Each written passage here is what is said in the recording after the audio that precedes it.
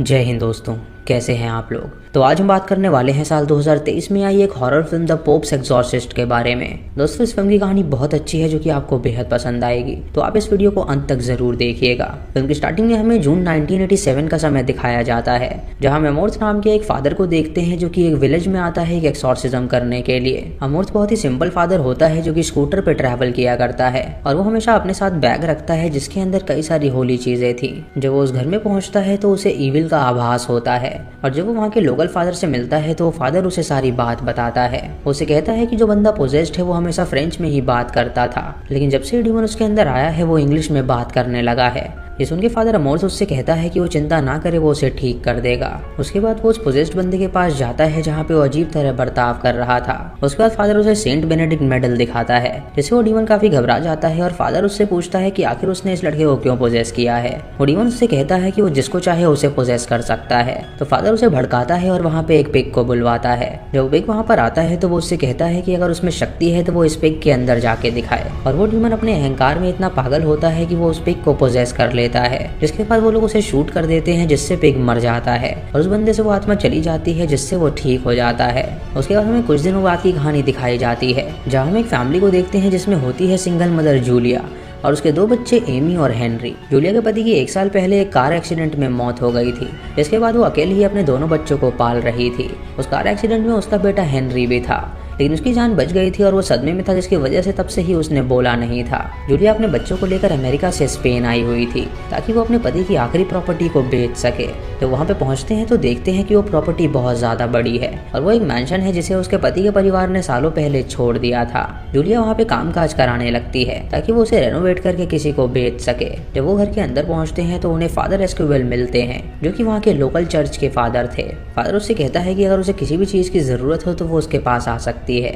इधर एमी जब ब्रश कर रही होती है तो वॉशरूम में उसे थम्पिंग की आवाज आती है और जब वो दरवाजा खोलती है तो देखती है कि वहाँ पे उसका छोटा भाई है जो कि उसे डरा रहा है। उसके बाद हेनरी बेसमेंट में जाता है जहाँ पे रिस्टोरेशन का काम चल रहा था और तभी उसे दीवार के अंदर एक छेद नजर आता है जिसके अंदर कोई चीज होती है जो कि क्रैक होने लगती है और उसे देखकर हेनरी हैरान हो जाता है और तुरंत वहाँ से चला जाता है। इधर फादर अमोर्थ को एक मीटिंग में बुलाया जाता है जहाँ पे उनकी शिकायत आई थी। चर्च के मेंबर उनसे कहते हैं कि उनको पता चला है कि हाल ही में उन्होंने एक एक्सॉर्सिज्म किया है, वो भी उनके परमिशन के बिना, जो कि रूल्स के खिलाफ है और इसके लिए उन्हें सजा मिलेगी। इस उनके फादर अमोर्थ उनसे कहते हैं कि उसने कोई भी एक्सॉर्सिज्म परफॉर्म नहीं किया है, वो बस एक साइकोलॉजिकल ट्रीटमेंट था और उससे ज्यादा कुछ भी नहीं। ये कह के वो वहाँ से जा रहे होते हैं, लेकिन वहाँ पे एक अमेरिकन बंदा उन्हें रोक लेता है जो कि चैपल का मेंबर था और वो फादर अमोर्थ के बहुत ज्यादा खिलाफ था। वो फादर अमोर्थ को उसका एक पाप याद दिलाता है जब लड़की ने उनसे मदद मांगी थी उसका एक्सॉर्सिज्म करने के लिए, लेकिन फादर अमोर्थ का मानना था कि वो लड़की पागल है और उसके अंदर कोई भी डीमन नहीं है, इसीलिए उस लड़की ने ऊपर से कूद के आत्महत्या कर ली थी। तब से चर्च के मेंबर्स उन पे नजर बनाए हुए थे कि फादर की वजह से एक लड़की की जान चली गई थी। इस रात को जूलिया जब अपने घर में होती है तो वहाँ पे वो कुछ आवाजें सुनती है जिसका पीछा करते हुए वहाँ पे जाती है, लेकिन उसे वहाँ पे कुछ भी नहीं मिलता। तभी वो अपने बेटे के रूम में जाती है और देखती है कि हेनरी सो रहा है, तो वो उसके माथे पे किस करके वहाँ से चली जाती है और हम देखते हैं कि अचानक से हेनरी ने अपनी आंखें खोल ली है। अगली सुबह जब वर्कर्स वहाँ पे काम करने के लिए आते हैं तो सबसे पहले बेसमेंट में जाते हैं जहाँ पे उन्हें वो टूटी हुई दीवार के अंदर से कुछ नजर आता है। जब वो लाइटर चलाता है उसके अंदर देखने के लिए तो वहाँ पे एक ब्लास्ट हो जाता है जिससे वो सभी जख्मी हो जाते हैं और उन्हें हॉस्पिटल में भर्ती किया जाता है।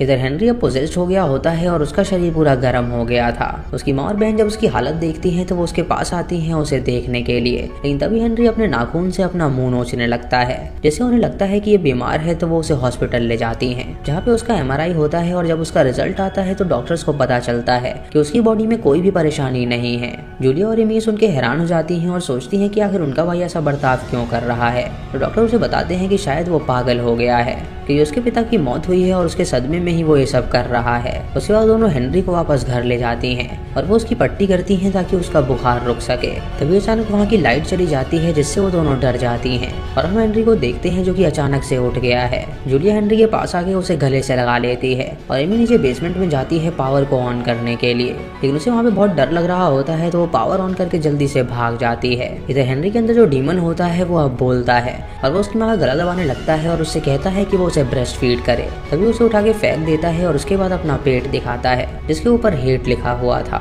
ये देखकर जूलिया बहुत ही डर जाती है और वो फादर को बुलाती है। और फादर एस्कोबेल जब वहाँ पर आता है तो वो उससे कहता है कि वो चिंता ना करे। जब वो अंदर जाता है तो वो डीमन उसे उठा के पटक देता है और उससे कहता है कि उसे तगड़ा फादर चाहिए, ना कि ये नकली फादर। उसके बाद हमें पोप दिखाए जाते हैं जो कि अमोर्थ को अपने पास बुलाते हैं और वो उसे हेनरी के केस के बारे में बताते हैं और उसे कहते हैं कि उसे लगता है कि इस बच्चे के अंदर जो डीमन है वो बहुत ही ज्यादा पावरफुल है, तो उसे ये केस बहुत ही सावधानी से हैंडल करना होगा। सुनकर अमोर्थ उससे कहता है कि वो चिंता ना करे, वो उन्हें निराश नहीं करेगा। और उसके बाद वो अपना स्कूटर लेके वहाँ पे जाने के लिए निकल जाता है। जब वो वहाँ पे पहुँचता है तो उसे वहाँ पे पुराना कुआं नजर आता है जिसे देखकर वो हैरान हो जाता है और उसके बाद वो अंदर जाता है जहाँ पे उसे फादर एस्कोबेल मिलते हैं जो कि उसे देखकर खुश हो जाता है क्योंकि वो उसका फैन था और उसने उसके कई सारे किस्से सुने थे। फादर अमोर्थ उससे कहते हैं कि वो उनकी बुक भी पढ़े क्योंकि उनकी बुक बहुत ही बढ़िया है जिसे उसे पढ़नी चाहिए। उसके बाद एस्कोबेल उन्हें अंदर लेकर जाता है जहाँ वो जूलिया से मिलता है तो जूलिया उसे सारी बात बताती है और फादर उससे कहता है कि वो लोग नीचे प्रेयर करें, तब तक वो उसके बेटे से मिलने जा रहा है। जब वो ऊपर हेनरी से मिलने के लिए जाता है तो वो प्रेयर करने लगता है और तभी वो डीमन आंखें खोलता है और उससे कहता है कि यहाँ पे उसकी प्रेयर्स काम नहीं करेंगी। उसके बाद वो उसे क्रॉस दिखाता है और उसके अंदर वो पावरफुल डीमन की आंखों को देखता है जिसे देखकर वो समझ जाता है कि ये डीमन बहुत ज्यादा पावरफुल है और इसे हराना आसान नहीं है। उसके बाद वो डीमन उससे कहता है कि वो एक पापी है। तो अमोर्थ उससे पूछता है कि आखिर वो उसके बारे में जानता ही क्या है, अगर वो उसका नाम ही बता दे तो वो उसे मान जाएगा। इसलिए वो डीमन उससे कहता है कि वो उसके नाइटमेयर्स के बारे में जानता है और उसका नाम गैब्रियल अमोर्थ है। उसके बाद वो उसे उसका पास्ट दिखाता है जहाँ पे अमोर्थ पहले वर्ल्ड वॉर 2 में फौज में था और वहाँ पे उसके साथियों को मार दिया गया था, लेकिन अमोर्थ अकेला ही वहाँ पे जिंदा बचा था। उसके बाद डीमन हेनरी के मुंह से एक पंछी की उल्टी करता है जिसे देखकर अमोर्थ बहुत घबरा जाता है और वहाँ से तुरंत चला जाता है। वो एस्कोबेल से कहता है कि ये डीमन बहुत खतरनाक है और उसे इसका नाम जानना पड़ेगा ताकि इसकी स्ट्रेंथ वीकनेस बन जाए और वो लोग इसे हरा सके। वो उससे पूछता है कि क्या उसने पहले कभी एक्सॉर्सिज्म किया है, तो एस्कोबेल उससे कहता है कि ये उसका फर्स्ट टाइम है।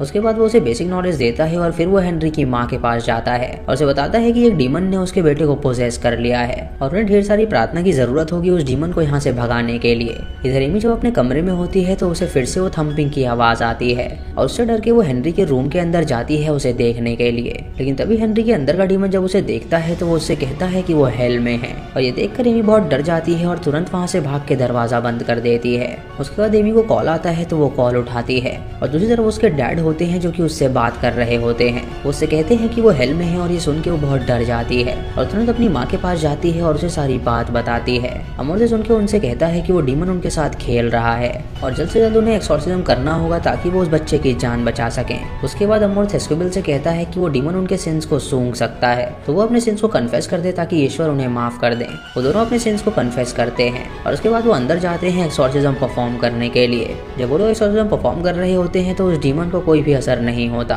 और वो अपनी शक्ति से वहाँ की लाइट भगा देता है और उसके बाद वो अमोर्थ के दिमाग के साथ खेलने लगता है जहाँ अमोर्थ अपने सामने उस लड़की को पाता है जिसने उसकी वजह से आत्महत्या कर ली थी। वो लड़की उससे कहती है कि उसने उसे मरने क्यों दिया और उसने उसकी मदद क्यों नहीं करी। तो अमोर्थ अपनी प्रेयर्स रोक देता है और गिल्टी फील करने लगता है। तभी वहाँ की लाइट्स आ जाती हैं और वो डीमन उन दोनों पे हंसने लगता है और वो एस्कोबेल से कहता है कि उसे उसके सिन के बारे में भी पता है। उसने एक लड़की के साथ अफेयर किया था और उसके बाद उससे शादी नहीं करी थी और ये सुन के एस्कोबेल बहुत ही शर्मिंदा हो जाता है और उसके बाद वो दोनों वहाँ से भाग निकलते हैं। इधर पोप के पास लाइब्रेरी से उस एबी के रिकॉर्ड लाए जाते हैं ताकि वो देख सके कि आखिर उसके जमीन के नीचे क्या दफन है। इधर अमोर्थ एस्कोबेल को एक बुक देता है और उससे कहता है कि इसके अंदर इटालियन प्रेयर लिखी है जो कि बहुत ही पावरफुल होती है, तो वो उसे अच्छी तरह याद कर ले जो कि उसे आगे काम आएगी। उसके बाद वो उस कुएं की तरफ जाता है ताकि वो जान सके कि आखिर इसके अंदर क्या दफन है। जब वो कुएं का ढक्कन खोलता है तो देखता है कि उसके अंदर कई सारे कंकाल हैं। इधर एस्कोबेल जब उस इटालियन प्रेयर को याद कर रहा होता है तो उसे हेनरी के रूम से कुछ आवाज आती है और वो अंदर जाता है। वो देखता है कि हेनरी सो रहा है तो वो उसके पास जाता है वो प्रेयर्स पढ़ने के लिए। लेकिन तभी हेनरी की आंखें खुलती हैं और वो उसका कान काट खाता है। इधर जूलिया जब सो रही होती है तो उसे एक हाथ पकड़ लेता है और वो उसे बिस्तर के अंदर खींचने लगता है। इधर एमी को भी एक शक्ति परेशान कर रही होती है और एमी जब उठती है तो वो शक्ति उसे पकड़ना चाहती है। तभी अमोर्थ वहाँ पर आ जाता है और एस्कोबेल को संभालता है और उसके बाद जब वो जूलिया की आवाज सुनता है तो वो जूलिया के पास जाता है और उसे उस गड्ढे से बाहर निकालता है। फिर वो लोग एमी की आवाज सुनते हैं तो वो एमी को भी बचा लेते हैं, लेकिन वहाँ पे उन्हें एक डीमन के नाखूनों के निशान मिलते हैं। उसके बाद अमोर्थ एस्कोबेल को उस कुएं के पास ले जाता है और उससे कहता है कि बहुत साल पहले यहाँ पे एक चर्च हुआ करता था और ये चर्च की हिस्ट्री का सबसे डार्केस्ट चर्च था।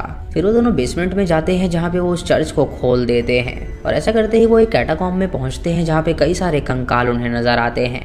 वहाँ पे उन्हें एक ग्लास प्रोटेक्टर नजर आता है जिसके पेट के अंदर चाबी होती है और वो उसे खोल के और भी अंदर जाने लगते हैं। इधर पोप जब वो बुक पढ़ रहे होते हैं तो उन्हें कुछ बहुत ही संगीन चीज पता चलती है जिससे वो बहुत ही घबरा जाते हैं और उन्हें दिल का दौरा पड़ जाता है, जिससे उन्हें तुरंत हॉस्पिटल ले जाया जाता है। वो अपने फादर से कहते हैं कि उन्हें अमोर्थ को आगाह कर देना चाहिए कि वहाँ पे बहुत ही शक्तिशाली डीमन है जो कि उसको खत्म कर सकता है। इधर एस्क्विबिल और अमोर्थ को एक बुक वहाँ पे मिलती है और जब वो उसे पढ़ते हैं तो उन्हें पता चलता है उस डीमन के बारे में जो कि वहाँ पे 1475 से बंद था और उसने एक एग्जॉर्सिस्ट को ही पोजेस करके रखा था। इसके बाद चर्च ने उसे यहाँ पे बंद कर दिया और वो हमेशा के लिए यहीं पर बंद रहा। लेकिन जब यहाँ पे रिस्टोरेशन का काम शुरू हुआ तो वो डीमन आजाद हो गया। इधर जूलिया बेहोशी का इंजेक्शन अपने बेटे के पास लेकर जाती है ताकि वो उसे शांत करा सके। लेकिन जब वो वहाँ पे पहुंचती है तो वहाँ पे वो एमी को भी पाती है और वो दोनों एकदम सेम टोन में बातें कर रहे थे। तभी वो एमी के हाथों पकड़ के उठा लेती है और उससे कहती है कि वो यहाँ से चले। लेकिन तभी वो डीमन जूलिया को उठा के पटक देता है और उसका गला दबाने लगता है। तभी एमी वो सिरिंज उठाती है और हेनरी को मार देती है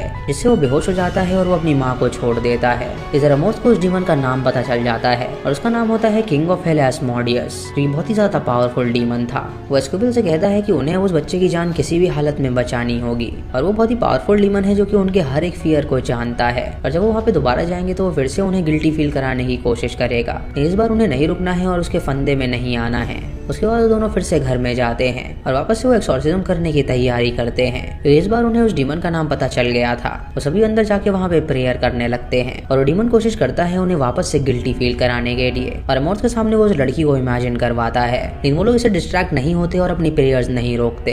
तभी अचानक सब कुछ शांत हो जाता है और हेनरी बेहोश हो जाता है और जब अमोर्थ उसके पेट पे देखता है तो उस पे लिखा हुआ होता है गॉड इज नॉट हियर। तभी वो लोग देखते हैं कि उस डीमन ने सिर्फ हेनरी को ही नहीं बल्कि एमी को भी पोजेस कर रखा है और एमी अजीब सा बर्ताव करने लगती है और वो अपना शरीर मोड़ने लगती है। वो दीवार पे चढ़ने लगती है और बहुत जोर से चिल्लाती है और ये देखकर फादर अमोर्थ उस डीमन से कहता है कि वो उसे पोजेस कर ले और इन दोनों बच्चों को वो छोड़ दे। जिसमें वो डीमन उसकी बात मान लेता है और उसे पोजेस कर लेता है और उन दोनों बच्चों की बॉडी वो छोड़ देता है। अमोर्थ उनसे कहता है कि अब वो गाड़ी लेके तुरंत यहाँ से भाग जाएं और जूलिया ठीक ऐसा ही करती है और अपने बच्चों को लेकर वो वहाँ से भाग निकलती है। अमोर्थ अपने आप को फांसी का फंदा लगाता है ताकि वो उस डीमन के साथ ही मारा जाए, लेकिन वो डीमन अपनी शक्तियों से उसके फांसी का फंदा तोड़ देता है और उसे कहता है कि इतनी जल्दी वो हार नहीं मानने वाला। उसके बाद वो उसे नीचे ले जाता है जहाँ से वो हेल का दरवाजा खोल देता है और वो उससे कहता है कि वो उसे अपने साथ हेल में लेकर जाएगा। तभी एस्क्विबिल वहाँ पर आता है और वो अमोर्थ से कहता है कि वो उस डीमन से फाइट करे और अमोर्थ जब उस डीमन से फाइट करता है तो वो उस पे हावी हो जाता है। तभी वो डीमन अपनी चाल चलता है और एस्क्विबिल इटालियन प्रेयर को पढ़ने लगता है जिससे वो डीमन पूरी तरह शांत हो जाता है। लेकिन तभी अचानक इस संदूक के अंदर से वो लड़की निकलती है जो कि एस्क्विबिल की गर्लफ्रेंड रह चुकी थी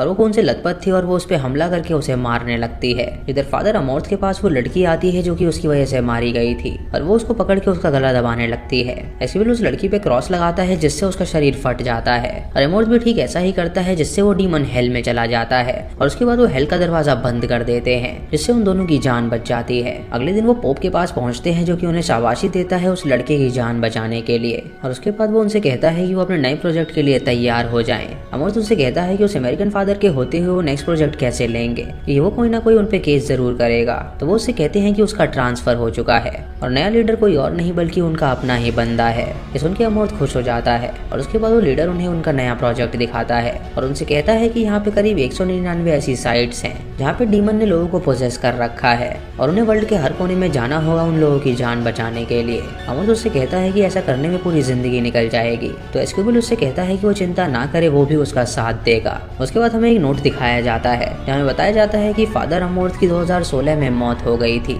और 2016 तक वो एक्सॉर्सिज्म करते ही रहे थे और उन्होंने कई सारी किताबें भी लिखी हैं। इसी नोटिस के साथ ये मूवी यहीं पर खत्म हो जाती है।